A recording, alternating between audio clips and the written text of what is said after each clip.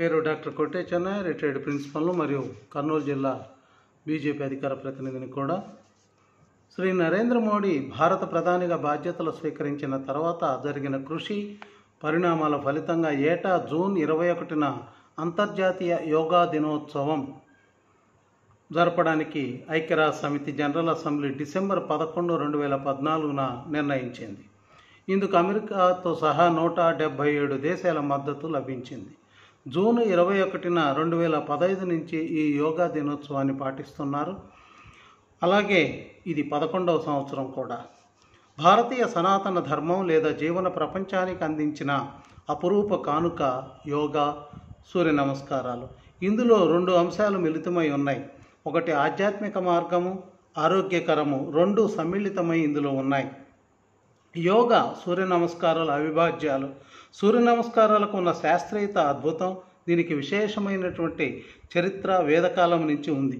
వేదవాంగ్మయంలో ఋగ్వేదంలో మహాసార మంత్రాలు 65 రుక్కులు, యజుర్వేదంలోని 130 అరుణ మంత్రాలు సూర్యోపాసన ప్రాధాన్యాన్ని వివరించేవే. వేదాలలోనే కాకుండా వ్యాస భగవానుడు భవిష్యత్ పురాణములో బ్రహ్మపర్వములో సప్తమీ కల్పములో సూర్యమహత్య వర్ణన, సౌరధర్మ వర్ణన వంటివి కనిపిస్తాయి. మార్కండేయ పురాణంలో సూర్య ఆవిర్భావము, సవితృస్తుతి, భాస్కర ఆరాధన ఉన్నాయి. భారతదేశంలో సూర్యారాధనకు విశిష్ట స్థానం ఉంది. అందులో శాస్త్ర విజ్ఞానము, ఆధ్యాత్మిక దృష్టి కలగలిపి ఉంటాయి. పురాతన సంస్కృతి సంప్రదాయాలు కలిగిన నాగరికత కలిగిన గ్రీసు, ఈజిప్టు, స్కాండినేవియా వంటి దేశాల్లోనూ సూర్యుడి ఆరాధన సాగుతూ ఉంది. శరీరాన్ని, మనసును లేదా బుద్ధిని ఆధ్యాత్మిక స్పర్శ కలిగిన విశిష్ట వ్యాయామంతో ఏకం చేసే ప్రక్రియే సూర్య నమస్కారం. తొలి నుంచి హిందూ జీవనం ప్రకటిస్తూనే ఉంది. ఇందులో ఉచ్ఛ్వాస నిశ్వాసలను క్రమబద్ధం చేస్తారు. అదే యోగాభ్యాసము. సూర్య నమస్కారాలు వేరు కాదు. యజుర్వేదంలోని తైత్తరేయ అరణ్యకములోను సూర్య నమస్కారాల ప్రస్తావన ఉంది. ఇన్ని వేల సంవత్సరాల నుండి భారతదేశంలో చాలా చోట్ల సూర్య నమస్కారాలు చేసే సంప్రదాయం ఉంది. అది అప్రతిహతంగా కొనసాగుతూనే ఉంది. కాలపరీక్షకు నిలిచిన ఆరోగ్య సూత్రం ఇది. సౌర కుటుంబానికి కేంద్ర బిందువు సూర్యుడు. సూర్యభగవానుడు అనంత శక్తికి ప్రతీక కూడా. సూర్యుడి వెలుగులో భూమి పరిడవిల్లుతూ ఉంటుంది. సూర్యుడు లేకుంటే సృష్టే లేదు. భూమి మీద జీవకోటికి మనుగడ లేదు. జీవులు తీసుకునే ఆహారం, తాగే నీరు, పీల్చే గాలి సూర్యరశ్మితో సంబంధం ఉన్నవే. సూర్య నమస్కారాలంటే కేవలం శారీరక వ్యాయామం అనుకుంటే పొరపాటే. నిర్దిష్టమైన ప్రాణాయామం, ఆసనాల ద్వారా చేసే ఆధ్యాత్మిక సాధన. బుద్ధి, మనసులో వచ్చే ఒడిదుడుకులపై దృష్టి సారించడము, అదుపులో ఉంచుకోవడానికి దోహదం చేయడము ఈ సాధన లక్ష్యం. మనస్సు, శరీరాన్ని బలంగా ఉంచుకోవడం మనిషి కర్తవ్యం. భౌతికంగా, మానసికంగా కూడా ఆరోగ్యంగా ఉండటానికి యోగాభ్యాసాన్ని అనునిత్యం అభ్యాసం చేస్తే చాలా ప్రయోజనాలు ఉన్నాయి. యోగ సాధన అన్నిటిని మించి మానసిక ఒత్తిడి నివారణకు పరమ ఔషధమని రుజువైంది. ఒత్తిడి తగ్గడమే కాక బుద్ధి, శరీరాల సమన్వయానికి బాగా తోడ్పడుతుంది.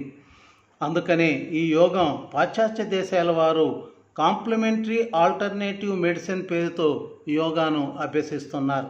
సూర్య నమస్కారాలకు విశేష ప్రాచుర్యం తెచ్చిన వారిలో కైవల్యానంద ఒకరు. కృష్ణమాచార్యులు కూడా. ఆధునిక సూర్య నమస్కారాల పితగా మహారాష్ట్రలోని ఔంధ్ సంస్థానాధీశుడు భావనారావు శ్రీనివాసరావు పంత్ ప్రతినిధి వారిని పేర్కొంటారు. భావనారావు 1939లో రాజరికాన్ని త్యజించి ప్రజాస్వామ్యయుతంగా సంస్థానాన్ని నడిపాడు.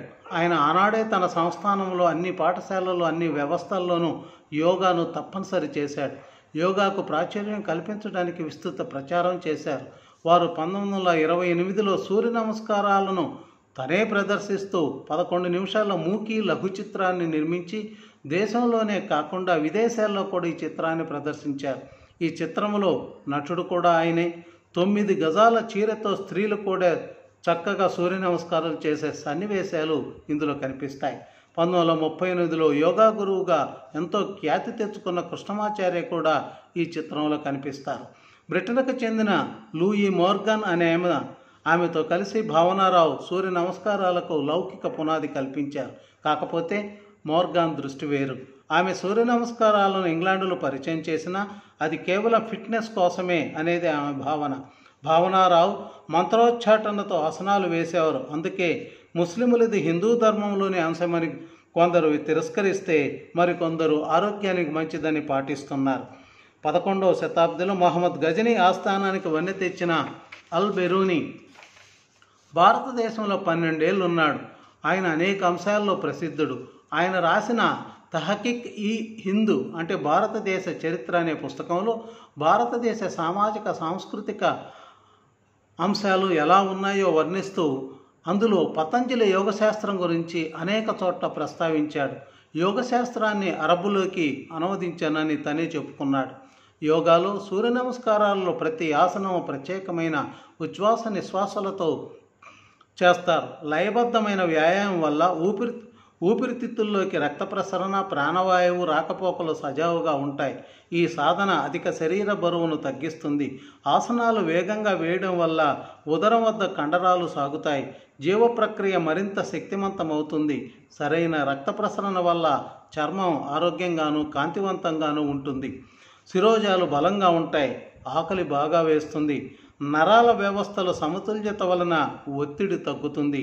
సూర్య నమస్కారాలు స్త్రీలలో బహిష్టు ప్రక్రియలోని క్రమబద్ధతను చేస్తాయి. ఆధ్యాత్మికంగాను ఆరోగ్యపరంగాను యోగా, సూర్య నమస్కారాలు అత్యంత ఉపయుక్తమని వేల సంవత్సరాలుగా రుజువైంది. కావున అందరూ యోగా, సూర్య నమస్కారాలను అలవాటుగా మార్చుకొని ఆరోగ్యవంతంగా ఉండాలని ఆశిస్తున్నా. రేపు 21వ తేదీన ఆంధ్రప్రదేశ్లో 5 లక్షల మందితో వైజాగ్లో ప్రధాని మోడీ సమక్షంలో